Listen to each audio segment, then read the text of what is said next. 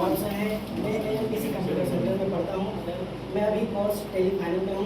आज हमें टॉपिक दिया गया है अकाउंटिंग वाउचर बताने के बारे में।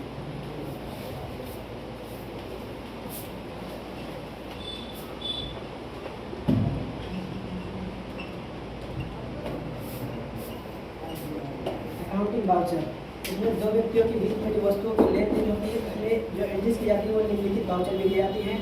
वाउचर मुख्य रूप से 8 प्रकार के होते हैं। पहला वाउचर है कंट्रा वाउचर।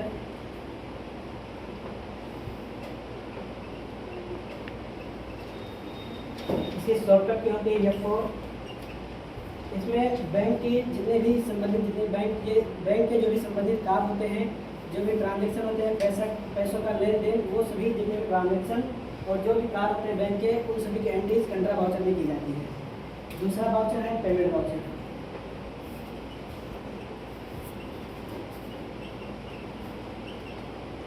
इसकी शॉर्टकट की है F5।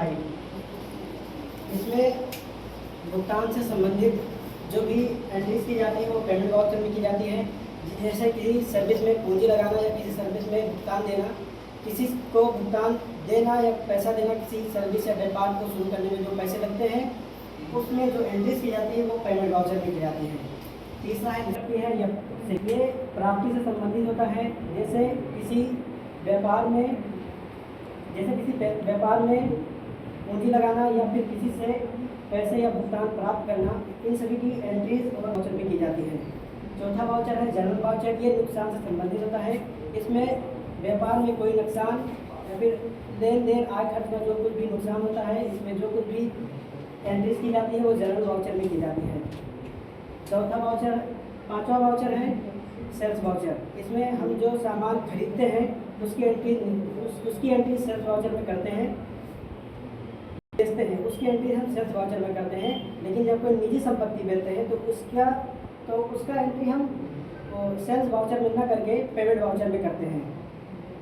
छठवां वाउचर है परचेस वाउचर। जब हम कोई सामान खरीदते हैं तो उसकी एंट्री हम परचेस वाउचर में करते हैं। लेकिन जब कोई हम निजी संपत्ति का खरीदते हैं तो उसकी एंट्री हम परचेस वाउचर में ना करके रिसिप्ट वाउचर में करते हैं।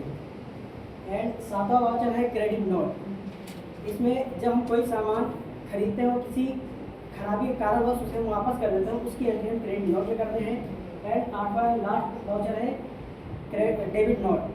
इसमें हम जब हम कोई सामान बेचते हैं और वो सामान किसी खराबी के कारण हमारे पास वापस आ जाता है तो उसकी एंट्री हम डेबिट नोट में करते हैं। Thank you for